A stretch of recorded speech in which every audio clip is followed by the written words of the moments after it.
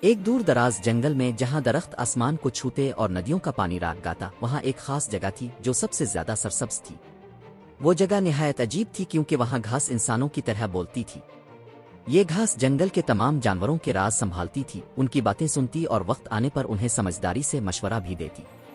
اس جنگل میں ایک ننھا سا خرگوش چکو رہتا تھا۔ چکو بہت تجسس والا تھا۔ وہ ہمیشہ جنگل کی نئی نئی چیزوں کو جاننے کی کوشش کرتا۔ اس نے کئی بار سنا تھا کہ بولتی ہوئی گھاس یہ صرف سچ بولنے والوں سے بات کرتی ہے، لیکن جھوٹوں سے ہمیشہ خاموش رہتی ہے۔ چکو کا دل چاہا کہ وہ بھی اس گھاس سے بات کرے۔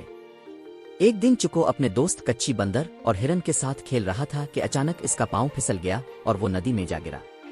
سب دوست دوڑے مگر کسی کی ہمت نہیں ہو رہی تھی کہ ندی میں چھلانگ لگائے۔ اتنے میں ایک ننھا مگر بہادر الو بلو نیچے جھپٹ کر آیا اور چکو کو اپنی چونچ سے کھینچ کر نکالا۔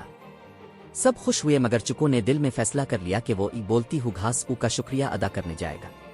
اگلی صبح چکو اکیلا ہی جنگل کے بیچوں بیچ اس خاص میدان میں پہنچا۔ وہاں گھاس ہلکی ہلکی ہوا سے سرسراتی اور میٹھی سی سرگوشی کرتی۔ چکو نے جھک کر کہا، سلام بولتی گھاس، کیا اب مجھ سے بات کریں گی؟ گھاس نے نرمی سے جواب دیا، اگر تم نے آج تک کسی سے جھوٹ نہ بولا ہو تو ضرور۔ چکو نے سر جھکایا اور بولا، میں نے کبھی بڑا جھوٹ نہیں بولا، لیکن کبھی کبھار بچنے کے لیے چھوٹے جھوٹ بولے ہیں۔ گھاس نے جواب دیا، ایمانداری چھوٹے سے شروع ہوتی ہے، سچ بولنا آسان نہیں لیکن وہی راستہ روشنی کی طرف لے جاتا ہے۔ چکو نے حیرانی سے پوچھا، کیا اب واقعی سب جانتی ہے؟ گھاس نے ہنس کر کہا، میں زمین کے بہت قریب ہوں، جو قدم بھی مجھ پر پڑتا ہے میں اسے محسوس کرتی ہوں، ہر راز مجھے معلوم ہوتا ہے۔ چکو نے پھر پوچھا، تو کیا اب میرے کسی کام آ سکتی ہے؟ گھاس نے نرمی سے جواب دیا، ہاں لیکن صرف اگر تم وعدہ کرو کہ آئندہ کبھی جھوٹ نہیں بولو گے، نہ خوف سے نہ مذاق میں۔ چکو نے فوراً وعدہ کیا۔ اگلے دن جنگل میں ایک مسئلہ کھڑا ہو گیا۔ بندر کی کھوپڑی سے بھری تھیلی غائب ہو گئی تھی۔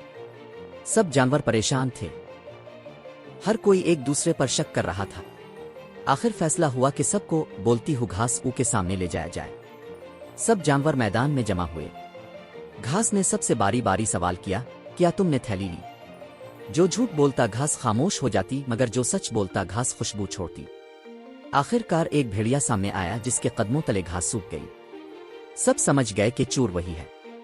سب نے چکو کا شکریہ ادا کیا کہ اس نے گھاس کے ساتھ تعلق قائم کیا تھا۔ اس دن سے چکو نہ صرف سچا بنا بلکہ جنگل کے سب بچوں کو سچائی کی طاقت کے بارے میں سکھانے لگا۔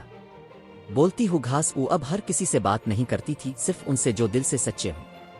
کہانی کا سبق، سچ بولنا کبھی کبھی مشکل ہوتا ہے لیکن وہی تمہیں سب کا پیارا اور قابل اعتماد بناتا ہے۔